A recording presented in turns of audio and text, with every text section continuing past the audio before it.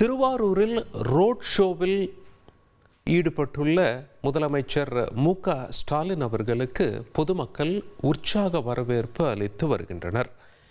இது தொடர்பான காட்சிகளை நேரலையில் பார்த்து கொண்டிருக்கிறோம். இது குறித்த கூடுதல் தகவல்களை செய்தியாளர் மணிகண்டன் வழங்க கேட்கலாம். மணிகண்டன், உங்களுடைய தகவல்களை பதிவு செய்யுங்க.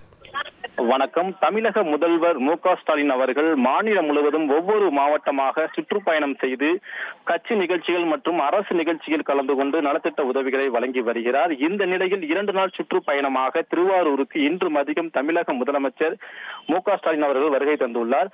காட்டூரில் உள்ள கலைஞர் கோட்டத்திற்கு சென்று முதலமைச்சர் அங்கு சிறிது நேரம் தங்கி இருந்தார். அதனைத் தொடர்ந்து கலைஞர் கோட்டத்தை பார்வையிட்டார். அங்கிருந்து புறப்பட்டு பவித்திர மாணிக்கம் பகுதியில் இருந்து ரோட் ஷோ நடத்தினார்.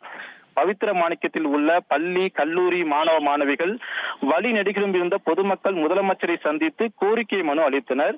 பவித்திர மாணிக்கத்தில் தொடங்கிய ரோட் ஷோ துர்காலயா சாலை, தெற்கு வீதி, பனகல் சாலை, பழைய பேருந்து நிலையம் வரை சுமார் 5 கிலோமீட்டர் தூரம் முதலமைச்சர் நடந்தே சென்று சாலையின் இருபுறத்திலும் நின்று பொதுமக்களை சந்தித்து மனுக்களை பெற்றுக் கொள்கிறார். இந்த நிகழ்வில் அமைச்சர்கள் K.N. நேரு, T.R.P. ராஜா, அன்பில் பொய்யாமொழி மகேஷ், கோவி செழியன், சட்டமன்ற உறுப்பினர் பூண்டி கலைவாணன் உள்ளிட்டோர் உடனிருந்தனர். மேலும் தமிழக முதல்வர் வருகையை ஒட்டி திருச்சி மண்டல IG தலைமையில் 2000க்கும் மேற்பட்ட போலீசார் பாதுகாப்பு பணியில் ஈடுபடுத்தப்பட்டுள்ளனர்.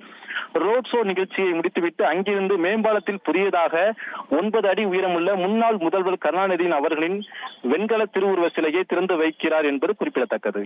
உங்களுடைய தகவல்களுக்கு நன்றி மணிகண்டன். ட்ரெண்ட ஃப்ரெண்ட் ஆக்கிக்கோங்க. தந்தி டிவியின் சப்ஸ்கிரைபர்ஸ் அண்ட் ஃபாலோவர்ஸ் குடும்பத்துல நீங்களும் இணையுங்க.